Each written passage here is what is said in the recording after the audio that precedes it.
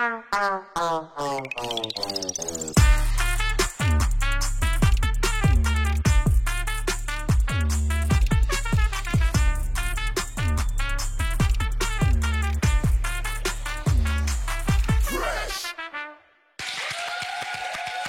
bonjour à tous et bienvenue sur Fresh.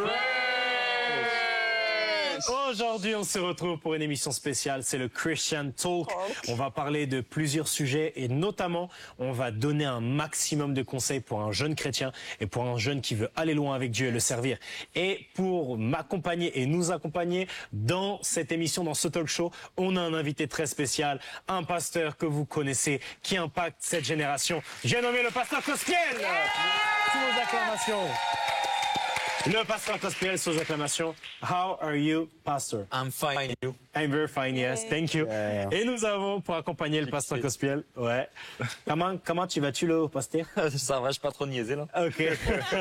C'est correct. C'est correct? Oh, OK, c'est capotant, là. Puis, nous avons avec nous, voilà, c'est pour nos Québécois, nous avons avec nous William, sous acclamation. Antonia! Voilà, qui dab comme en 2015. 2015, yes. Et nous avons le frère Arsène. Le R. Voilà. Alors, pasteur, je sais pas si tu savais, mais lui, de base, on l'appelait le R, Arsène. C'était l'abréviation du radical, parce qu'il est très radical en ce qui concerne le péché et le monde. Bon, on est dans cette émission pour aborder donc ce thème-là, le thème de... bon, il n'y a pas vraiment de thème, mais on va donner des conseils à des jeunes chrétiens, notamment à des jeunes qui veulent aller loin et servir Dieu. Alors, j'ai une question à te poser, pasteur, on en parle en off. Si Jésus revenait te prendre dans 1 minute, bon, on déclare pas ça, hein. On déclare le plus tard possible. Yes. Ok, mais si maintenant le Seigneur vient te prendre dans 1 minute, et que là en face de toi il y a un jeune, donc admettons, William par exemple, si tu devais lui laisser un seul conseil, quel serait ce conseil? Le verset le plus important, après avoir reçu le Seigneur, car Dieu a tant aimé le monde, Jean 3,16, c'est dans Romains, qui dira le renouvellement de l'intelligence. Et je l'encouragerais à renouveler son intelligence par Romains 6. Je dirais lire Romains 6. Moi, un jour, c'est le Saint-Esprit qui m'a dit de lire Romains 6. Et j'ai médité, et ça m'a fait comprendre que on doit se considérer comme mort au péché et vivant pour Christ. Avant, on était vivant pour le péché et mort pour Christ, et on a inversé la tendance. Et quand on est, Christ est venu nous libérer par un esclavage. C'est-à-dire qu'aujourd'hui, je suis plus là pour ma propre volonté. C'est par l'esclavage que je suis devenu libre. Et ça, c'est profond. C'est fort, hein. Et la personne, il faudrait qu'elle comprenne ça. Ouais. Ok, d'accord. Ok, donc tu dirais à quelqu'un de méditer Romains 6. Ouais, c'est correct. Ok, c'est correct. Ok. Donc méditer Romains 6 par rapport à qui nous sommes en Christ, par rapport à notre nouvelle nature, par rapport à comment dominer le péché. Ok, très très pertinent. Les gars, vous, un conseil vous donneriez là maintenant? Un conseil que je donnerais, c'est apprendre à crucifier la chair. Ok, donc ça rejoint un peu le Romains 6. Ouais, apprendre à crucifier la chair. Ok, décidément, Antonia? Moi, ce sera un peu différent. Et moi, je dirais se souvenir de ses premières rencontres avec le Seigneur. Ok. C'est celle qui nous marque le plus. Ok. Et je pense que c'est la plus belle rencontre qu'on ait pu avoir. Et donc, qui nous permettra de pouvoir progresser dans notre vie avec le Seigneur. Ok, donc ne pas oublier ce qu'on a vécu avec Dieu au début. Le R? Moi, j'aurais dit s'attacher vraiment à Dieu, dans le sens où s'attacher à sa personne. Pas à ce qu'il donne, pas à ce qu'il peut faire, mais plus à sa personne. Moi, c'est ce que j'aurais dit. Et ça viendra à travers la méditation. Mais vraiment, en fait, dans la démarche d'aller à l'église, de prier, de faire toutes ces choses, en fait, toujours s'attacher plus à la personne de Dieu qu'à ce qu'il peut donner. Ok, amen. J'aurais dit ça. Pasteur, toi, ça fait maintenant bientôt pratiquement 10 ans donc que tu es dans le Seigneur. Ça fait des années également que tu es dans le ministère. Tu as commencé tôt. Tu étais un évangéliste itinérant. Maintenant, tu es pasteur. Donc, il y a beaucoup de... Ouais, je dis ouais. Ah, ok, je t'ai dit que c'est correct. Il y a beaucoup d'expériences qu'on a à recevoir. Donc, première question. Bon, raconte-nous un peu. Voilà, j'ai pas trop de questions. Mais... Qu'est-ce que tu veux nous partager un peu? Qu'est-ce que tu aimerais partager un peu à... je te laisse, je t'écoute. Bon, il y a eu plusieurs grandes étapes. Okay. Je crois que je voulais en parler dans l'ancienne émission qu'on avait fait, mais j'avais pas eu le temps d'aller, je sais pas où j'ai oublié. Mais en tout cas, Dieu voulait que ce soit là. Amen. En fait, un jour, l'apôtre Ivan Castanou m'appelle et il me dit, il me parle du fait d'échouer son ministère. J'essaie de comprendre et tout. Il me dit non et tout. Et lui-même est très transparent. Il me parle d'échecs de ministère, d'échecs et tout ça. Et il m'amène à comprendre que on peut avoir un ministère et on doit avoir aussi un service. Ok. Et ça a été très profond parce que en tant qu'évangéliste, j'avais pas vraiment de service. le ministère peut te rendre orgueilleux, mais le service, il te rend humble. Ok. C'est-à-dire que c'est beau de voir quelqu'un à la caméra qui sert, mais qui a un appel de dingue à côté. C'est-à-dire que le gars, il fait des stades, mais derrière, il filme le culte. C'est-à-dire que je pense que tout ministre devrait avoir un service. Et on le voit, par exemple, l'apôtre Alain Patrick, par exemple, que je vais honorer encore aujourd'hui. Il a un ministère aussi d'enseigner les hommes de Dieu. Il a un ministère de gagner des âmes. Il a un ministère très fort, mais il a aussi un service au sein de son église et qui le brise. Je pense qu'il en parle assez. Ça va bien le briser. Et c'est ce qui fait que Dieu peut encore faire plus dans son ministère parce qu'il est brisé par son service. Donc tu dirais qu'en fait il faudrait avoir l'équilibre entre le fait d'être dans le ministère, donc de servir Dieu, de prêcher, etc. mais également de rendre un service. Ok, d'accord. De servir à l'église ou autre. C'est pour ça que quand je ramène les gens en voiture, ils me disent mais non, vous n'avez pas besoin de faire ça, pasteur. En fait, je crois que j'en ai besoin. Parce que je sais ce que Dieu va faire derrière. Je sais ce que Dieu a déjà fait. Donc, faut que je serve. Mais ça me fait penser un peu au Seigneur qui avait un équilibre parfait entre les deux, parce qu'il était dans le ministère à 1 milliard de %, mais il était également dans le service. On le voit laver les pieds des disciples. On le voit même cuisiner dans Jean 21. Lorsque les disciples sont en train de pécher, c'est lui qui a cuisiné pour eux. C'est hyper pertinent d'avoir un équilibre entre les deux. Et ça garde dans l'humilité quand t'es un leader. Ça garde dans l'humilité parce que quand des fois tu es dans le ministère à fond, les gens, surtout que les gens sont un peu des mythos. Parce que les gens vont te faire des effets de cours selon, je sais pas moi si vous avez déjà vu un film, vous avez tellement kiffé, vous avez dit non, c'est le meilleur film de l'histoire. Alors qu'en fait, tu le revois 2 ans plus tard, tu dis bon, il était bien. Et des fois, après une prédication ou après que tu es rendu un ministère, les gens ont tellement été marqués, vont dire non, tu es le prédicateur. Antonia, tu es la prédicatrice. Il y a pas ton deux, Antonia. C'est toi et toi. Et des fois, en fait, on peut commencer à croire en ces mensonges, mais c'est vrai que servir à côté, en fait, ça nous garde dans l'humilité et ça nous donne de la longévité en Christ. C'est vrai. C'est vrai qu'il faut avoir comme cette chose qui va nous ramener les pieds sur terre. De ouf. Et même qui va aussi nous permettre d'être aussi en fait un serviteur des autres. Parce que c'est important en fait. C'est vrai que quand on prêche, on sert aussi, mais c'est comme Jésus qui sert au travers de nous. Mais quand on va par exemple, je sais pas, tenir une caméra, en fait là c'est même nous-mêmes on s'offre. Avec nos corps, avec en fait au travers même de quelque chose, même par exemple déposer en voiture, c'est plus humain. On va dire ça comme ça. C'est-à-dire que quelqu'un d'autre aurait pu le faire et du coup ça nous ramène à en fait à ce qu'on se rappelle qu'on est aussi des hommes. Ben on est aussi des hommes, des frères au calme. Tout va bien. Ça nous permet de garder un bon cœur au final. Je pense qu'on aura l'occasion d'en parler. Mais le cœur, en fait, comme tu l'avais dit tout à l'heure en off, l'homme regarde à ce qui frappe aux yeux, mais l'Éternel regarde au cœur. Et c'est vrai que le ministère, même quand on a du leadership ou de l'influence envers des personnes, ça peut nous amener à nous croire. Mais le fait de servir et de savoir être équilibré par rapport à ça, comme vous l'avez dit, et j'insiste là-dessus, ça peut vraiment nous ramener à l'humilité. Amen. Voilà quoi. Amen. Tu as rajouté quelque chose sur ce thème, pasteur? Non, franchement, c'est complet. Je suis béni, je vous écoute, je suis béni. Amen. Je suis très béni. Amen. Qu'est-ce qui, selon toi, toi personnellement, qu'est-ce qui a garanti et qui garantit ta longévité jusqu'à là? Parce que tu as eu des coups durs, tu as eu des épreuves comme tous les chrétiens. Mais qu'est-ce qui a fait qu'aujourd'hui, malgré le fait que tu as commencé, tu avais 19 ans, donc tu as eu les mêmes tentations que tous les jeunes, les relations amoureuses, le monde, les choses, les trucs, qu'est-ce qui a fait que toi là, jusqu'à aujourd'hui, tu sois là? D'ailleurs, j'ai une question après sur les relations amoureuses. Amen. Je pense que le diable a beaucoup attaqué mon cœur depuis mon enfance. Et le diable attaque ce qui a de la valeur et ce qui a de l'impact. Et la Bible dit garde ton cœur. Parce que c'est de là que les choses arrivent, quoi. Donc, j'ai beaucoup médité sur le cœur. J'ai beaucoup jeûné pour le cœur. Mais des fois, tu jeûnes pour le cœur plutôt que de te soumettre. C'est bad. Mais oui. Donc, j'ai cherché aussi à me soumettre. J'ai cherché vraiment à servir les autres. Donc, la longévité, elle vient au niveau du cœur. Je l'ai déjà cité, mais dans 1 Samuel 16, verset 7, Dieu dira, je regarde au cœur. Même si les hommes regardent à ce qui est beau, moi, je regarde au cœur. Donc, le cœur. Et quand la Bible dit, tu aimeras le Seigneur de tout ton cœur, de toute ta pensée, de toute ton âme. En fait, c'est le cœur. Tout est le cœur. En fait, le cœur, c'est les pensées, le cœur, c'est l'âme. Donc, faut avoir un cœur vraiment très, très grand. Et Proverbe dira, celui qui épargne à l'excès s'appauvrit, mais celui qui donne largement s'enrichit. Plus tu donnes d'amour, j'ai l'impression que plus t'en as. Amen. Wow, donc le cœur. C'est ça qui assure la longévité. C'est ça qui garantit la longévité, le cœur, en fait. Ouais, des fois, c'est en disant je t'aime que tu sens que tu l'aimes. De ouf.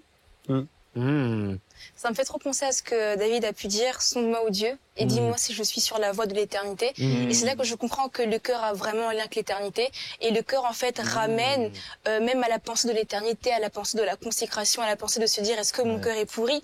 Est-ce que mon cœur s'en est orgueilli? Est-ce que des choses ont pu affecter mon cœur, mon amour pour Dieu? Et ça me bénit vraiment trop, parce que même le cœur aussi est lié à l'âme, mais également à l'esprit. Donc c'est également une porte pour le chrétien, pour pouvoir soit grandir avec le Seigneur, soit rétrograder. Et vraiment, ça me bénit trop, ce truc par rapport au cœur. Et le prophétique est falsifiable, mais pas le cœur. Waouh. De ouf. C'est vrai. Tu peux dire, il y a quelqu'un ici qui a souffert avec son père, mais c'est sans l'onction. Qui a pas souffert avec son père? Quelqu'un va pleurer. Nous tous, si on va pleurer. Hein. C'est moi. Nous, les 5, là, ici, on va pleurer. Non, je vais pleurer. Mais le cœur, la sanctification, c'est pas falsifiable. C'est pour ça qu'on doit s'attarder sur ça.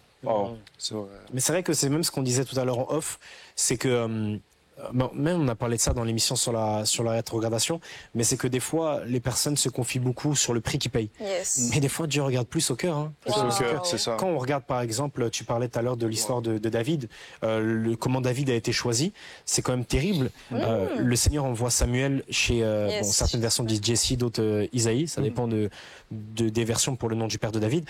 Et lorsqu'il arrive, la première chose qu'il voit, c'est un homme grande taille. Comment il s'appelait encore Eliab. Et il y a un L, quelque chose comme ça. Et il voit donc ce gars, c'était un soldat, un gars qui avait peut-être accompli plein de choses. Et de l'autre côté, il y avait un gars qui avait pas encore accompli autant de faits, quoi. Mais pourtant, c'est lui que Dieu va choisir. Et c'est sur ça qu'il faut veiller. Et c'est ça qui, je pense, comme tu disais, nous garantit la longévité en Christ, en fait. C'est vrai. En plus, il y a même un message aussi que, du coup, l'apôtre Alain Patrick Sengue, il a fait. C'est justement le travail de l'âme. Et en fait, il parlait que c'est important qu'on puisse développer une belle âme. Et en fait, c'est vrai que dans notre vie chrétienne, si on n'apprend pas à développer cette belle âme et vraiment avoir comme ce cœur, en fait, qui ressemble à celui de Dieu, on pourra même pas être un bon leader. Parce que même si Dieu nous appelle à être un leader, on dit qu'il appelle des bergers qui seront selon son cœur. Donc en fait, il y a une importance même avec le fait d'avoir une vie chrétienne de leadership et d'avoir un bon cœur aussi face au Seigneur et aux situations, quoi. Mais tu sais que ce sort de travail de l'âme, il est tellement sous-coté et les personnes l'étudient tellement pas alors qu'il est tellement important. Tout à l'heure en venant à l'émission, il y a une maman d'une brebis de l'église qui m'a appelé et elle m'a dit oui, voilà, etc., c'est bien, vous apprenez à ma fille à prier, tout ça c'est bien, mais est-ce qu'au niveau de son âme elle est restaurée? Est-ce que, et je lui ai dit, purée, c'est tellement pertinent ce que vous dites, parce que souvent en fait on fait pas ce travail-là, un travail de restauration, un travail par rapport aux blessures, et pourtant c'est ça qui va garantir la longévité, c'est la restauration en fait, parce que tôt ou tard toutes les blessures elles vont ressurgir. Tôt ou tard, tu peux les cacher, tu peux les mettre sous le canapé, tu peux les mettre sous ta chaussure. Tôt ou tard, ça va ressurgir. C'est ça. Et c'est vrai que la Bible dit aussi dans 3 Jean 2, bien-aimé, je souhaite que tu prospères à tous égards et que tu sois en bonne santé, comme prospère l'état de ton... 3 Jean 1, 2. Bien-aimé, je souhaite que tu prospères à tous égards et comme prospère l'état de ton âme. Et c'est important vraiment d'être restauré à l'intérieur de notre âme. Et c'est une question que je voulais te poser, pasteur, c'est... Qu'est-ce que tu as remarqué dans ton cœur ou dans ton âme que tu devais changer et comment t'as fait pour le changer en fait? Parce que des fois la religion nous présente une manière de changer les choses qui est vraiment humaine, qui vient à travers nos propres forces, mais la démarche peut-être elle est différente en Christ. Je crois que la question elle est tellement large que j'ai au moins 5 réponses. Est-ce que tu peux préciser genre une question? Genre par exemple, tu as fait ton chemin dans le Seigneur et tout, et tu as remarqué quelque chose que Dieu n'approuvait pas dans ton cœur.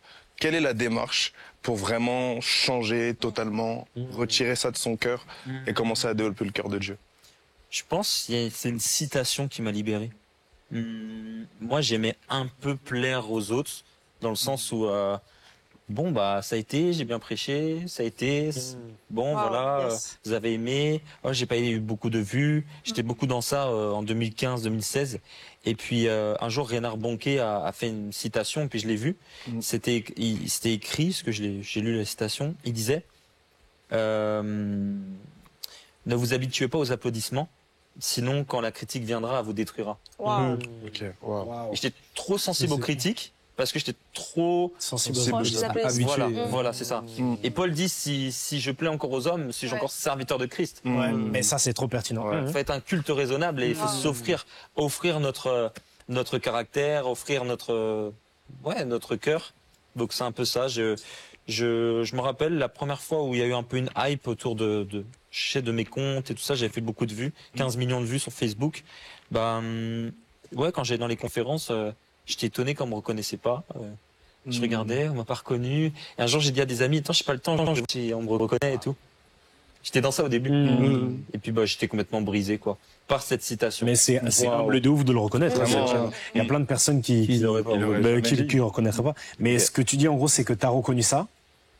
Enfin, t'as reconnu un certain orgueil et t'es allé. Qu'est-ce que t'as appris à aller vers le Seigneur pour En fait, j'ai vu comment les critiques me faisaient du mal. Alors j'ai cherché à moins souffrir. C'est-à-dire que je sais pas comment te dire, j'en avais marre de souffrir en fait. Donc j'en ai eu marre de plaire en fait. Je sais pas comment te dire, je comprends. Je me suis radicalisé dans l'enseignement aussi. Puis j'ai fait plein de contre-courants, j'ai fait ce que j'avais jamais fait. Je sais pas, j'ai assez prouvé à mon âme, parce que j'ai évangélisé mon âme, je lui ai parlé en fait aussi. Je lui ai dit pourquoi mon âme, j'ai mis Dieu dedans de moi, je l'ai évangélisé, j'ai dit tu dois prêcher l'évangile, tu dois être radical, tu dois te consacrer, tu dois faire de grandes choses. Et il y a des pères qui m'ont dit si tu perds ton combat devant les hommes, c'est que tu l'as perdu dans le lieu secret, quoi. Waouh. C'est un peu ça. Hein. Et j'ai beaucoup de choses à dire encore, hein, mais je vais vous laisser la parole. Mais ce que tu dis sur les critiques, c'est tellement pertinent qu'en fait, des fois, la sensibilité aux critiques, elle révèle juste au combien tu vas être apprécié. Wow. Ouais.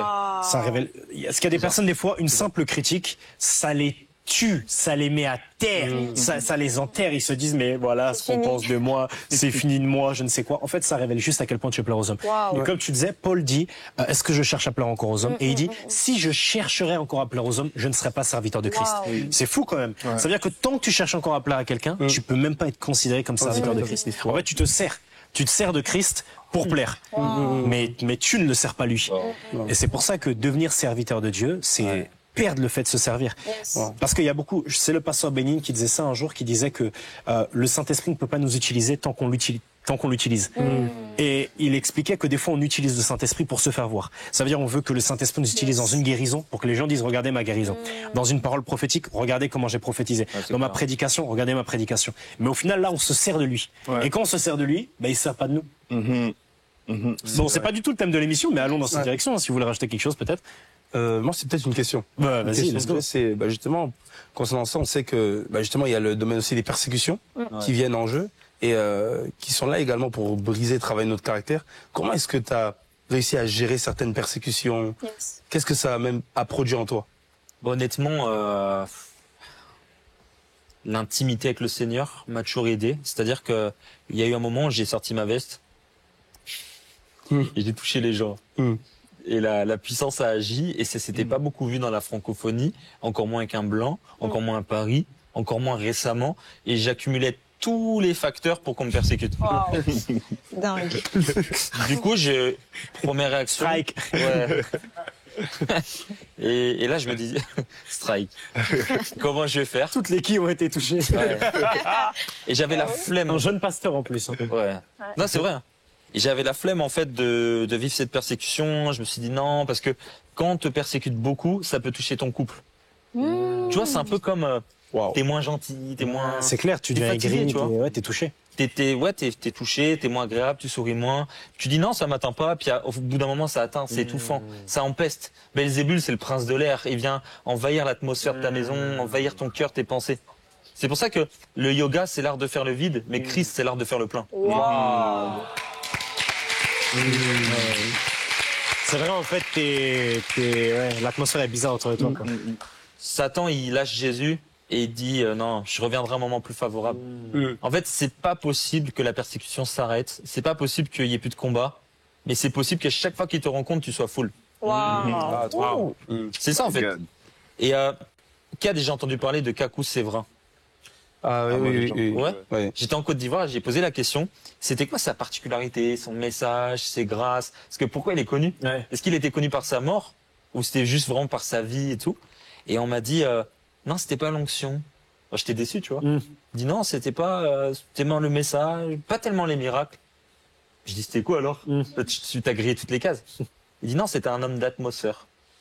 Wow. C'est-à-dire quand il arrivait quelque part, si Belzébul, qui est dire le prince des mouches, c'est-à-dire celui qui envahit l'atmosphère, si Satan envahit l'atmosphère, mais il a bien copié ça à Dieu. C'est-à-dire que tu peux être un serviteur de Dieu qui envahit un lieu. Wow. Il arrivait dans un restaurant, il y avait la gloire qui l'accompagnait. Si l'onction, elle elle obéit à des principes. Imagine la gloire, comment elle est capricieuse. Waouh. Donc il avait un style de vie. La gloire de Dieu, elle est très capricieuse. La gloire, c'est la présence de Dieu dans un lieu qui se concentre et qui touche les âmes. Et Kaku, c'est vrai, c'était un homme qui transportait la gloire là où il allait. Wow. Genre, les gens peuvent se convertir instantanément et tout. Et la gloire de Dieu, elle est très capricieuse. C'est-à-dire que moi, je l'ai connue, je la vis encore, à certains moments, elle se manifeste, mais c'est bizarre comment elle se manifeste. C'est pas forcément que tu as payé le prix.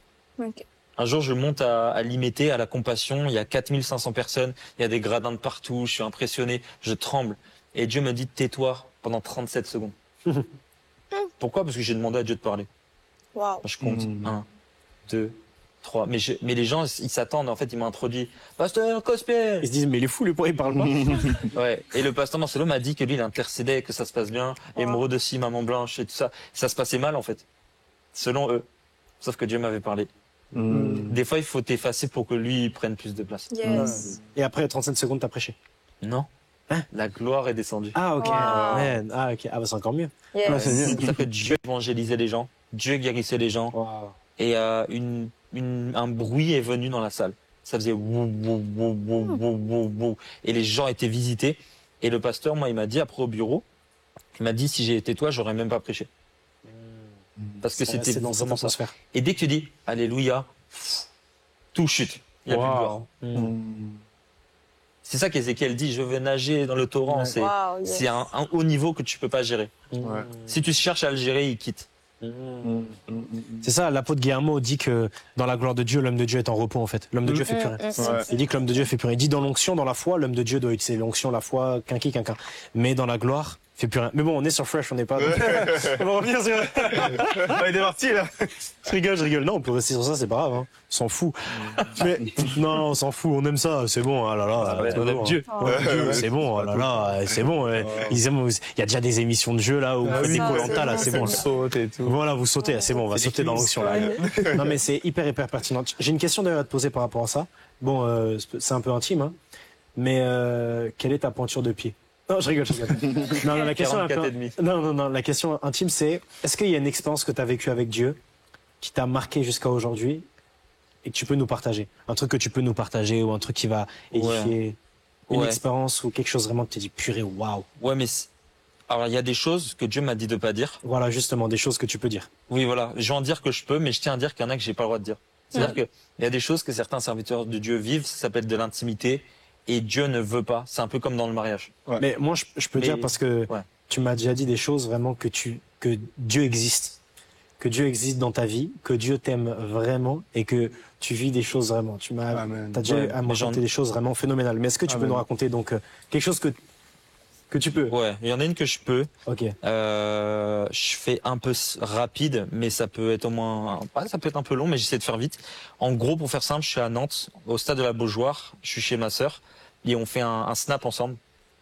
Et on prend la voiture et je dois aller jusqu'à Saint-Nazaire. Je sais pas il y a combien de kilomètres. Je crois que c'est ça justement. Mais c'est très très bizarre. Et à chaque fois je le raconte, mon intelligence elle est choquée. Et on fait un snap tout et on prend la voiture. Dans le snap je fais ciao tout. Et puis on rentre dans la voiture, je mets une adoration, tu sais comme on met à Doulam et tout ça. Un truc qui est trop long, 3 heures. Ouais, voilà. Et je parle de Jésus à ma mère, ma petite sœur elle écoute des musiques du monde derrière. Et pendant qu'on roule, je sais qu'il y a 3 radars. Il y a un premier radar, je ralentis, je réaccélère. On est ensemble. Ensuite, je rentre dans un brouillard et de 110, 90, 70, 50. Et là, je dis à ma mère, mais je vais aller à combien? À 30? Et je freine, il y a plein de gouttelettes d'eau sur le pare-brise. Et en fait, je suis obligé de presque m'arrêter. Et ça s'épaissit et je ralentis. Et quand... C'est trop bizarre. Mais quand je sors du brouillard, je suis à Saint-Nazaire. Wow. Donc, c'est combien de temps en principe? Je me rappelle plus du chiffre, mais je crois que c'est 17 minutes. Et alors, d'habitude, c'est combien? 1 heure. Et j'ai pas vu les radars, alors je les connais par cœur. On arrive, et ma petite sœur a dit mais on est déjà arrivé? Ben, je dis je sais pas, je vois 17 minutes sur la musique. Je regarde l'heure, plus 1 heure. Par exemple, on est parti à 22h, il est 23h. Et là, je commence à flipper. Je comprends pas. C'est-à-dire que le vrai temps, il a passé 1 heure. mais mon temps que j'ai vécu, c'est 17 minutes. Ok, waouh. Waouh, Je te promets que c'est vrai. Ah, mais non, mais je t'inquiète. Et je dis à ma petite sœur, t'as écouté quoi comme musique et tout, ce qui a été choquée, et elle m'a montré sa playlist, elle a juste laissé défiler, et ça faisait le même temps que la musique. Donc je lui dis, ah bah il me reste le snap, posté il y a 1 heure. Waouh. En un quart d'heure, j'ai bougé de, je sais pas, plus de 50 km. Waouh. C'est incompréhensible. Et ma mère et ma petite sœur se sont converties. Ah, bah ça. Waouh. Comment tu veux pas croire en Dieu? Comment tu veux pas croire? Ah oui. Ouais, donc si ta mère et ta sœur qui étaient païennes à l'époque, donc elles ont elles-mêmes. Ah ouais. oui. Ça c'est une dinguerie. T'imagines, tu vis un miracle familial comme ça. C'est les signes, ça. Ah, ça c'est un signe. trois. Ouais. C'est-à-dire que je suis moins vieux que, bon, vrai âge. J'ai 45 minutes de 45 minutes de battement. Du coup, je reste fresh. Là, t'as 28, c'est ça? Ouais. Ouais. Non, ouais, t'as 28 moins 45 minutes. Voilà. Ça, c'est quand on vieillit, on essaie de se rattacher à toutes les minutes. Ah, bah oui, vraiment, ouais. Ah non, mais waouh, gloire à Dieu. Waouh. Ok. Je sais même plus, on était sur quoi, là. L'expérience de ma mind-blowing. On parlait des expériences, on parlait des expériences avec Dieu. Ouais. Bah, et vous, est-ce que vous voulez raconter une expérience qui vous a marqué? Moi, je dirais c'est lors d'un live. D'ailleurs, vous deux, vous étiez les deux animateurs Fox and principaux. Christ. C'est ça, ouais. Tu sais qu'il y a plein de personnes même dans le public qui sont nées nouveaux à Fox and Christ. C'est ça. Il y a plein de personnes à l'église, dans le public, même parmi les chroniqueurs. Faut faire un 7.0, hein. Ah ouais, non, mais il faut parce qu'il y a tellement de personnes qui ont été.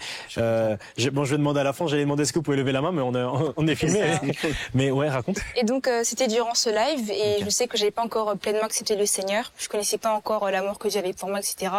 Et même par rapport au décès de mon père, c'était encore un peu très compliqué par rapport à la restauration. C'est 3 ans plus tôt. C'est ça. Okay. Et donc avec ma mère c'était compliqué, le contexte familial, voilà, on était en foyer, c'était vraiment très compliqué financièrement. Et je ne sais pas pourquoi, mais je suis tombée sur le live par hasard. Et donc je me suis connectée, j'ai commencé à regarder et je ne sais plus c'était lequel d'entre vous deux qui commençait à parler des liens d'âme, de ce que Dieu, enfin voilà, voulait restaurer tout ça, etc. Et j'ai fermé les yeux et c'était le moment de faire de la prière de repentance. Et quand j'ai commencé à prier, c'est vraiment la première fois que j'ai comme senti physiquement la main de Dieu sur mon épaule gauche, comme venir me rassurer, me dire ne t'inquiète pas, c'est maintenant moi qui prendra soin de toi, ce sera moi qui sera un père pour toi, un père pour ton petit frère, mais également un père pour ta mère qui n'a plus de repères comme masculin sur cette terre. Et c'est vraiment pour moi la première expérience que j'ai vécue, mais également la plus belle, parce que Dieu s'est complètement révélé à moi et c'est là que j'ai accepté le Seigneur et que depuis je marche en nouveauté de vie. Amen. Mais vous savez, l'apôtre parlait de ça un jour, c'est l'importance des expériences dans la vie chrétienne. Moi, personnellement, j'exhorte pas quelqu'un à vivre selon les expériences, dans le sens où voilà, la marche qu'on doit mener, c'est une marche par la foi. Il faut pas non plus croire que Dieu n'est pas là parce que tu ne vois pas un ange ou tu ne sens pas physiquement quelque chose, mais c'est important quand même dans la vie chrétienne que vous puissiez aller. C'est ça? Bon, il faut chercher Dieu. Il faut y aller. En anglais, sinon. Voilà. You have to seek after God. Yeah. Non, il faut chercher Dieu jusqu'à vivre ce genre d'expérience-là. Parce que ces expériences-là, lorsqu'il y aura un temps compliqué, vous allez vous en souvenir. Par exemple, tu as senti, voilà, ça. Demain, s'il y a un temps compliqué, tu te souviendras qu'un jour, tu as senti le Seigneur mettre. Tu vois ce que je veux dire? Et ça soutient, en fait, dans la vie chrétienne. Mais c'est vrai, même pour partager un peu aussi une expérience. Je me rappelle un jour, j'étais avec toi. Et en fait, il y avait plein de frères et sœurs et tout. Et il y avait vraiment un temps où la présence de Dieu était là. Et je voyais les gens. Oui, au parc. Mon Dieu. Et je voyais les gens qui vivaient des expériences. T'es complètement fou. En fait, c'était dingue. On allait, il y avait je vais pas trop dire ici. Il y avait un parc. Et en fait, c'était après le confinement? Après, arrête. Non, c'était après. On allait dans un, oui, après toi aussi. On allait dans un parc et en fait, on se posait, on commençait à s'édifier et en plein milieu qu'on s'édifie, la gloire de Dieu tombe. C'était dingue. Ça veut dire qu'on est là, on est tous en cercle, on s'édifie et quand on s'édifie, la gloire de Dieu tombe et saisit sur l'herbe. Hein.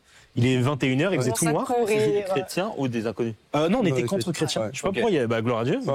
Bon, des fois, il y a des personnes qui passaient, c'était compliqué. Mais qui saisissaient les personnes. On se souvient de ton frère un jour. La gloire de Dieu l'a saisi. Le gars arrêtait pas de faire le tour du parc pour pas s'arrêter. Non, mais c'est marrant dit comme ça. Mais la présence de Dieu l'avait saisi. Il y avait une manifestation, pas bizarre, je vais dire, mais vraiment surnaturelle. Et on a vécu des choses. Mais vas-y, je te laisse raconter. C'est ça, c'était pendant ces temps. Et moi, je me rappelle, en fait, je voyais tout ça. Et moi, j'étais choqué parce que j'avais jamais vécu ça, en fait. Et là, après, je me suis rapproché de toi, je dis, mais pourquoi est-ce que moi, je chante pas, je tombe pas, ou je sais pas, je suis bizarre. Et moi, je voyais mon frère, qui lui, de base, j'ai l'impression qu'il était plus mondain. Mais je voyais que lui, il sentait des choses. Du coup, je me suis dit, mais comme quoi Dieu fait grâce. Il veut dépasser spirituellement. Et après, du coup, toi, tu m'as dit, t'inquiète pas, ça va. Tu m'as dit, en fait, en vérité, c'est pas les expériences, mais voilà, également, c'est parce qu'ils sont peut-être plus sensibles, ou tu m'avais dit des choses comme ça, tu m'avais dit, jeûne et prie. Et donc, ce que j'avais fait, c'est que on était rentré même avec Arsène, à l'école, on était au lycée, dans un temps de jeûne, de prière. On cherchait Dieu durant les semaines de jeûne. Et, je me rappelle, je vivais un truc pendant cette période. J'ai fait, je prends quelque chose comme 7 mois de jeûne jusqu'à 9. Wow. Et en fait, je me rappelle pendant ces temps, tous les jours, je sentais la présence de Dieu comme collée sur mon corps, mais comme si en fait sa présence et ma peau c'était la même chose. Ça veut dire que même des fois en cours, en fait c'était l'été, mais je mettais mon manteau parce que j'avais froid. Parce qu'en fait, c'est comme si en fait sa présence a glacé mes membres. Et je me rappelle, aujourd'hui, je vis plus du tout ça. Mais en fait, je me rappelle à chaque fois là maintenant, j'ai des temps comme ça, je me rappelle comment, en fait, c'est comme si sa présence elle m'oppressait. Et en fait, c'était ça. Positivement. Oui. Tu peux rebondir sur ça? Bah, à fond. Ouais, à des fois. Mais là, on va te laisser tout le temps parce que on est venu pour toi, donc. Non, t'inquiète. Non, mais j'aime bien parce que des fois, on est vachement axé sur les frissons. Et moi, Dieu m'a jamais dit de faire ce que je fais. C'est-à-dire que ouvrir une page Instagram, prêcher l'évangile, Dieu me l'a pas dit, à part dans sa Bible, dans sa parole. C'est ça que c'est fou. Tu dis aujourd'hui, je vis plus ça. Mais parce que tu arrivé à un stade de maturité où t'as plus besoin de ça, tu sais que Dieu est avec toi. Ouais, c'est vrai. Wow. C'est vrai que des fois, le fait de vivre trop de choses, c'est pas forcément un gage de maturité. Des fois, c'est un gage d'immaturité. C'est vrai. Vous savez, moi j'ai une petite sœur.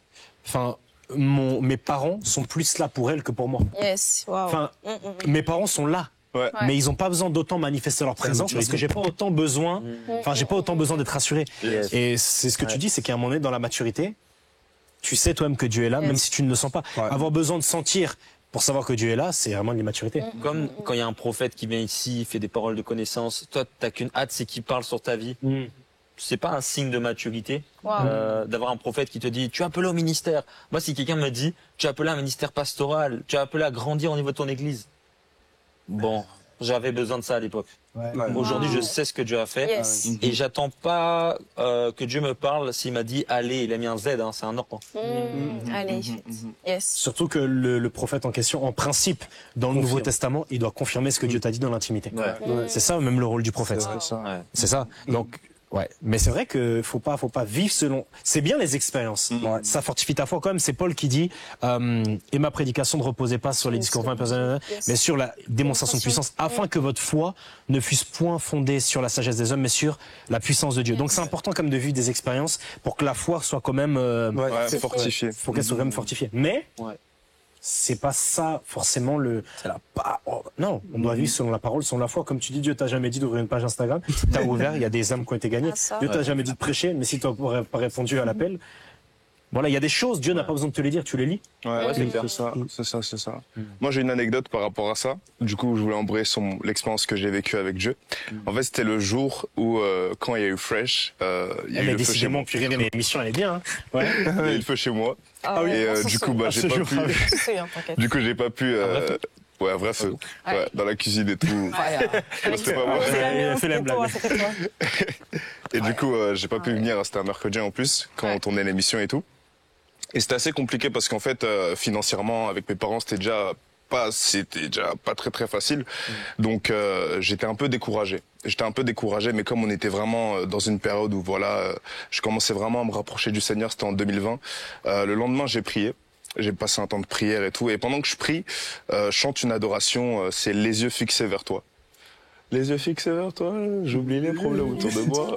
Oh, le chant t'adorer mon roi, être aidé par toi. Voilà. Donc je chante ça et tout ça. Et là, j'adore le Seigneur, je prie. Et c'est comme si, en fait, j'ai vécu vraiment le passage du parvis au lieu saint, au lieu très saint. Et j'ai commencé, en fait, à oublier vraiment mes problèmes. Et je suis arrivé à une dimension où, pendant que je priais, mon adoration, mes yeux étaient vraiment fixés sur Dieu. Et là, en fait, à ce moment-là, j'ai vraiment senti la présence de Dieu.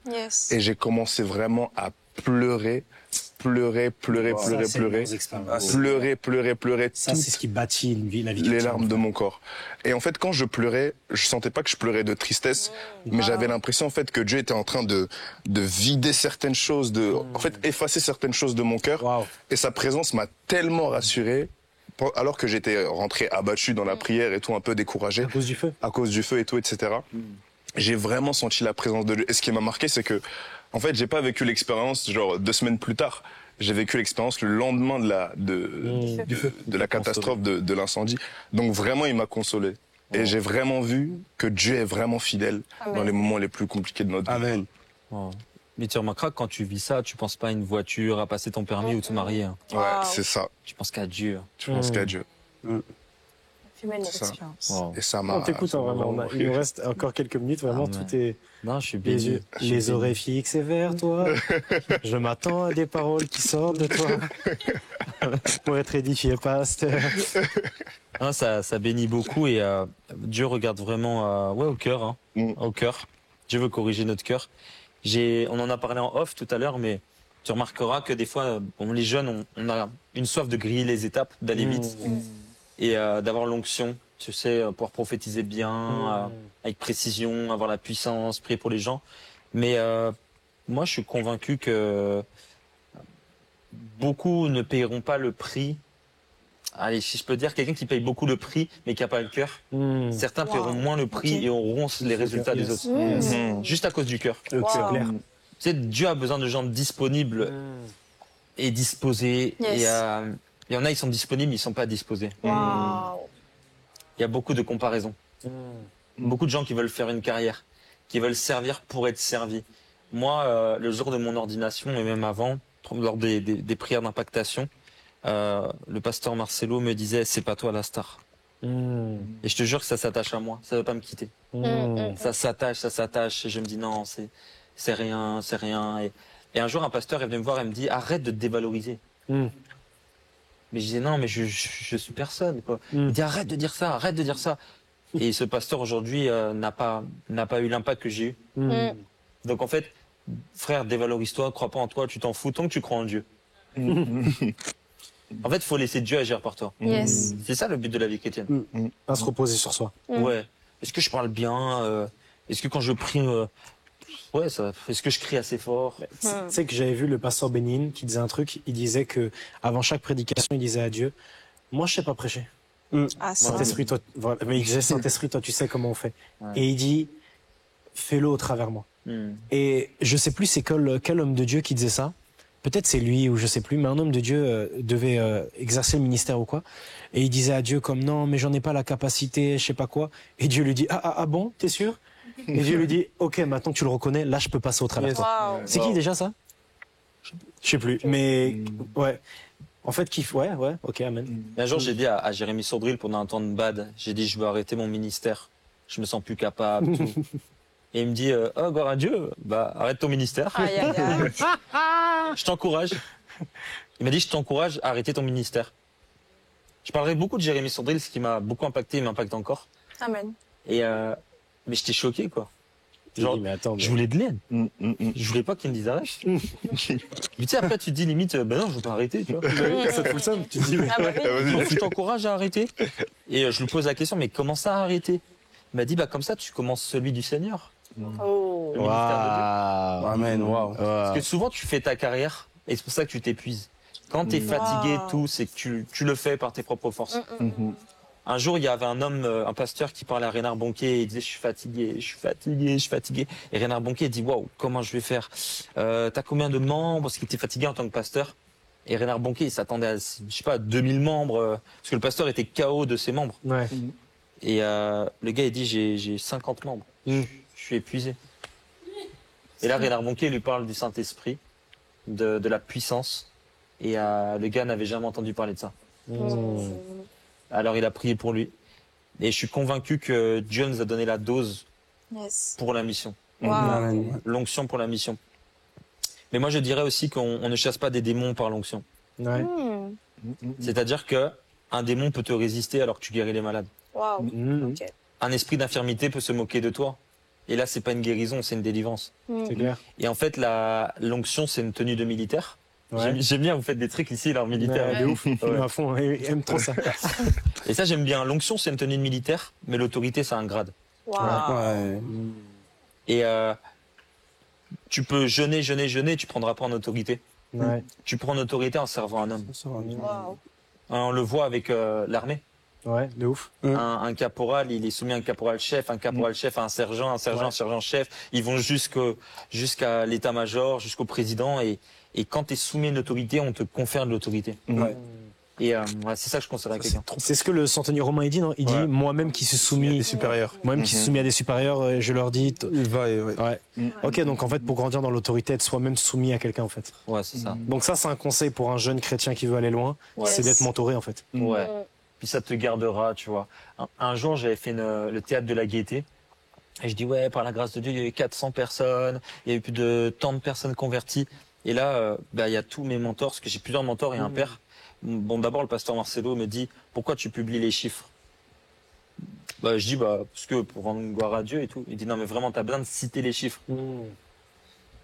Bon, j'ai envie de répondre oui. Mais en fait, il m'a dit, non, tu fais ça. En fait, tu fais ton autopromotion. Laisse les gens dire qu'il y avait 400. Laisse les gens dire qu'il y avait tant de conversions. Arrête de faire ton autopromotion. Et c'est bien un père qui te reprend. Moi, j'ai des publications de stories identifiées, des fois 25 par jour. On cite ma citation, mon truc. Mais un jour, Jérémy Sandril, il m'écrit, il me dit, pourquoi tu repostes les citations? Déjà, de 1, elles viennent pas de toi. Wow. Et de 2, c'est pourquoi. Yes. Ouais. Tu sais, tu ripostes, genre, Dieu n'appelle pas les qualifiés, mais il qualifie ceux qu'il appelle. Ah, ça, c'est sympa, ça. Mais pourquoi je vais riposte?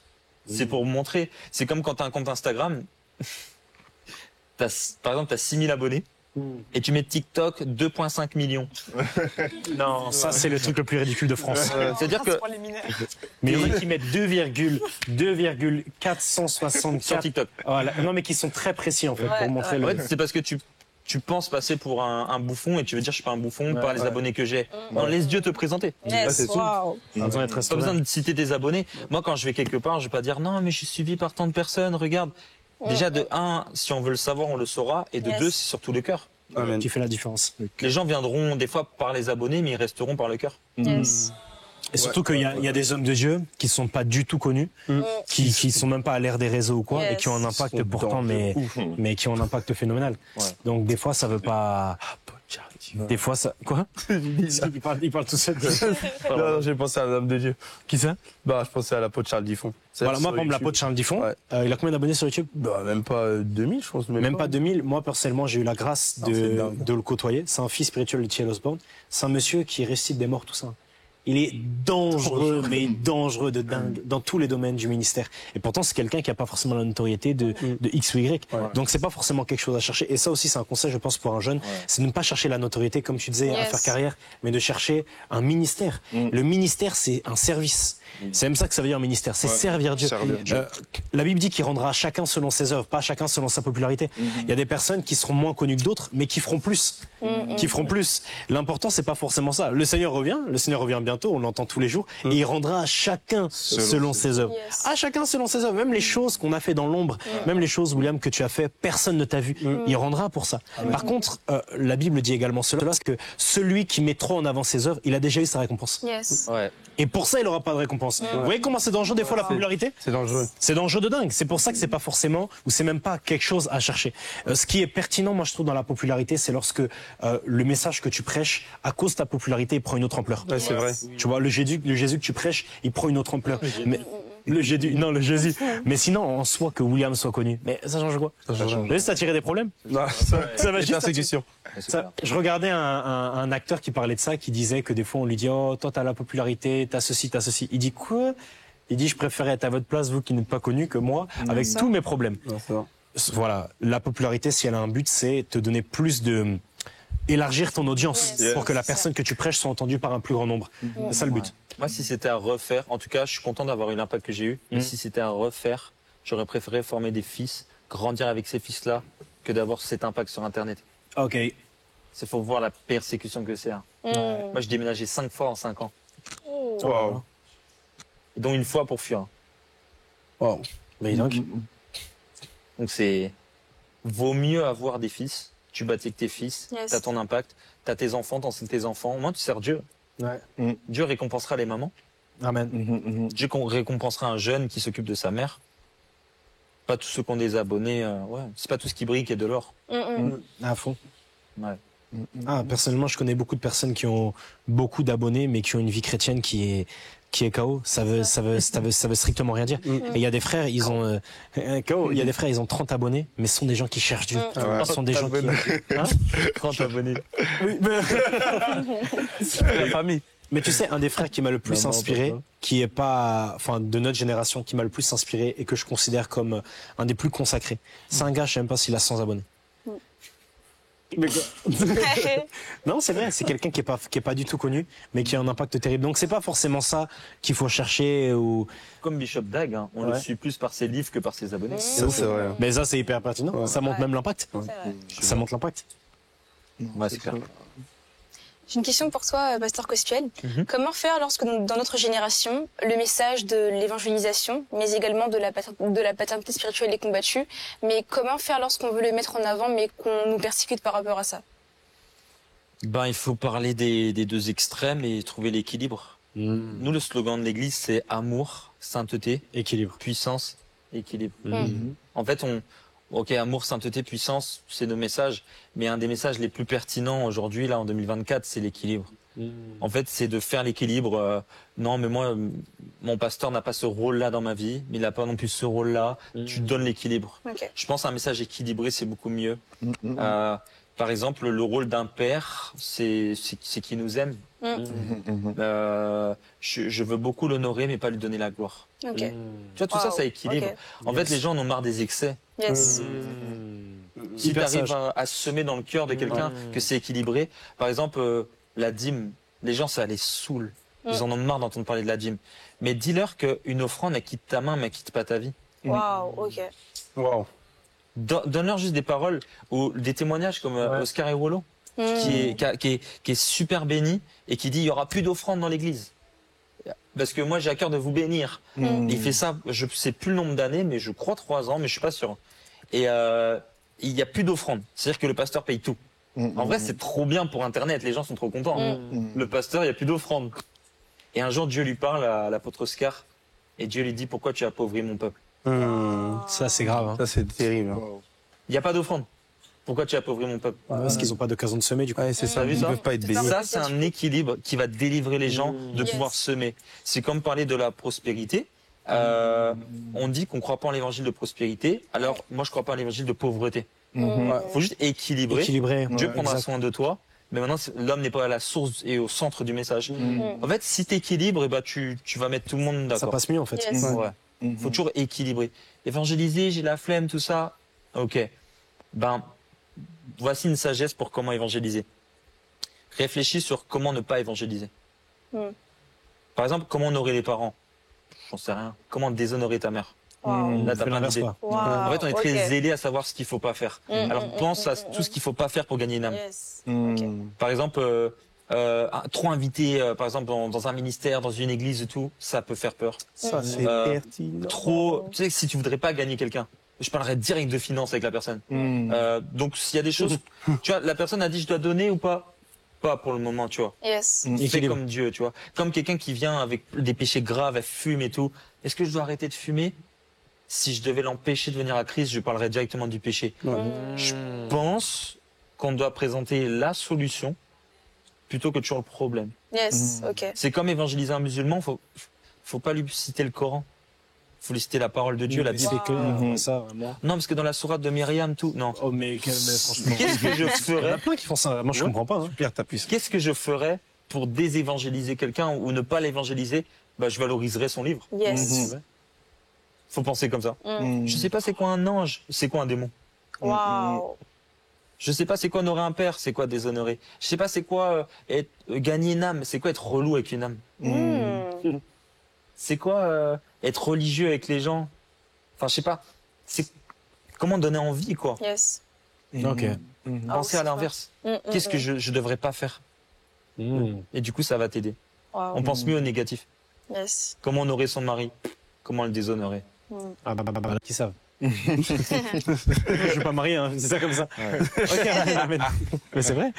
Amen, amen, amen. Ok, je vois. Ok. Est-ce que tu veux nous donner un petit mot de la fin? Un petit mot de la fin. Évangéliser, c'est pas un programme de l'église, c'est une vie. Amen.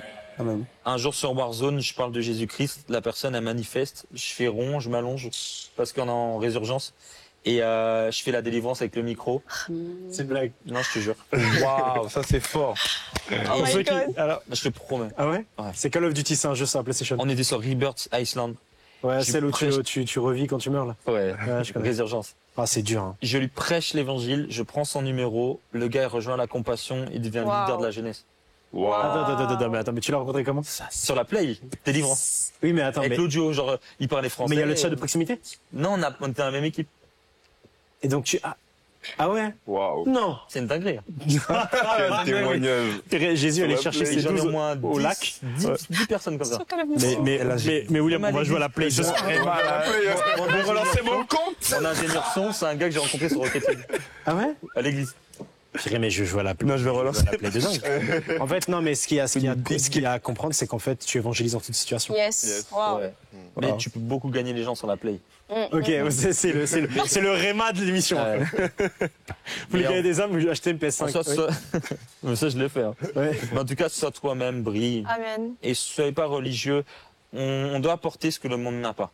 Yes. Des fois, et je termine en disant ça, on prêche un évangile très dilué. Par exemple, s'il te plaît, accepte Jésus. T'as une voiture, t'as une maison, t'as une belle femme. Il te manquerait seulement Jésus. Il te manquerait seulement Jésus. Non, ce qu'il faut dire, c'est peu importe ta femme, peu importe ta voiture, si tu n'as pas Jésus, tu n'as Rien. Ouais, c'est ça. Ça, c'est l'évangile. Prêcher l'évangile pur et parfait. Ouais, c'est pas ajouter Jésus, non, c'est tu n'as rien si tu n'as pas Christ. Wow. Faut dire ça aux gens. Amen. Amen. Et c'est vrai. Amen. C'est vrai. Amen, amen, amen, amen. Bah, acclamons le Seigneur. Gloire à Dieu. Gloire à Dieu, donc. Bon, on a parlé de plein de trucs. Vraiment, c'était l'émission. Vraiment, on a. Ouais. Oh là là, on a commencé à parler de C'est romancisme. passé vite. Hein. Ouais, c'est passé vite. C'est différent. Encore. Ah, c'était très. J'espère que ça vous a béni, cher public, chers téléspectateurs. En tout cas, on remercie encore une fois le pasteur Cospiel pour sa présence. C'est un honneur pour nous. On aime beaucoup le pasteur Cospiel. Yes. On espère pouvoir le recevoir encore. Et on Oui. remercie Arsène, on remercie Antonia, William. C'était l'équipe de Fresh avec le pasteur Cospiel. Stay fresh.